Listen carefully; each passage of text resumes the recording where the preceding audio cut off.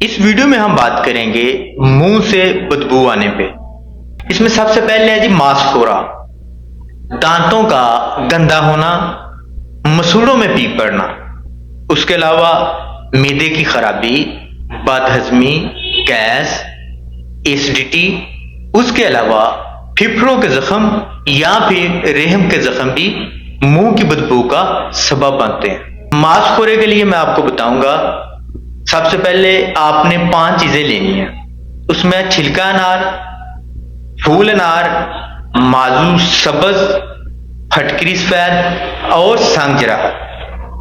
सारी चीजों को आपने मिक्स कर लेना है। फटकरी के अलावा बिस्मिल्लाहिर्रहमानिर्रहीम, लाखों करोड़ों दरूद सलाम हुजूर अकरम सल्लल्लाहु अलैहि वसल्लम की ज़ात मुबारका पर, आपकी औलाद, आपकी आल और आपके असहाब पर। आलिमान हर्बल क्लिनिक एंड हजामा सेंटर से हकीम एहसान मीरा आपकी खिदमत में हाजिर है। इस वीडियो में हम बात करेंगे मुंह से बदबू आने पे कि वो कौन सी वजूहात हैं, वो क्या रीजन है जिनकी वजह से मुंह से बदबू आती है। और इस कदर शदीद बदबू आती है कि जो आपके दोस्त हैं, जिनमें आप सारा दिन उठते बैठते हैं, आपके घर वाले हैं, आपके बच्चे हैं, या वो हल्का अहबाब जहां आपको रोजाना आना जाना होता है, सभी के सभी बात करने से गुरेजा रहते हैं। चलें वजूहात की बात करते हैं। इसमें सबसे पहले है जी मांसखोरा, दांतों का गंदा होना, मसूड़ों में पीप पड़ना, उसके अलावा मैदे की खराबी, बदहजमी, गैस, एसिडिटी, उसके अलावा फेफड़ों के जख्म या फिर रेहम के जख्म भी मुंह की बदबू का सबब बनते हैं। अगर आपने लहसुन या प्याज वगैरह खाए हैं तो भी उससे मुंह से स्मेल जरूर आती है, लेकिन इस स्मेल का मुआवजा बीमारी की वजह से आने वाली स्मेल से नहीं किया जाता। अगर हम इसके इलाज की तरफ बढ़ें तो इसके लिए जरूरी है कि आप इलाज करवाने से पहले असल वजूहात का अंदाजा लगाएं, पता लगाएं कि क्या वजूहात हैं जिनकी वजह से इस कदर गंदी स्मेल आती है। तो उसमें अगर आपको मैदे की खराबी है तो आपने मैदे का इलाज करवाना है। अगर आपको दांतों का मसला है तो आपने दांतों का इलाज करवाना है।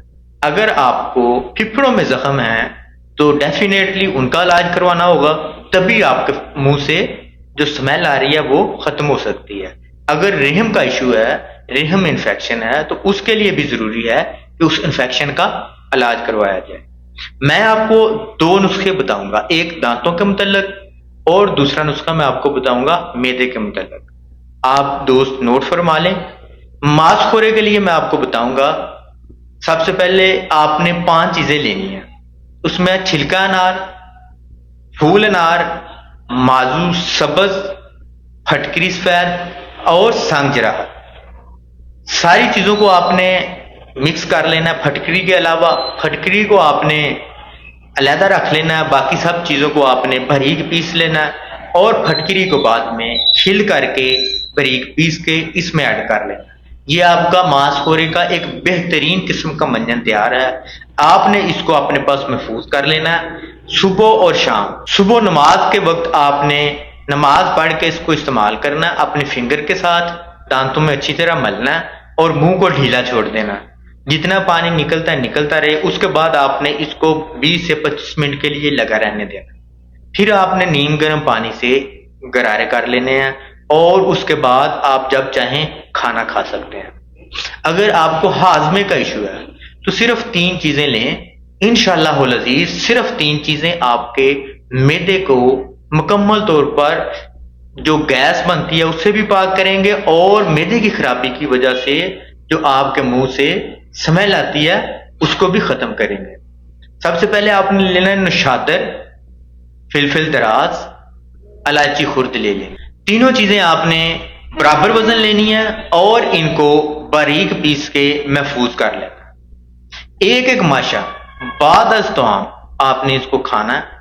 छोटे कैप्सूल जो 500 मिलीग्राम के होते हैं वो आपने भर लेने हैं इसके।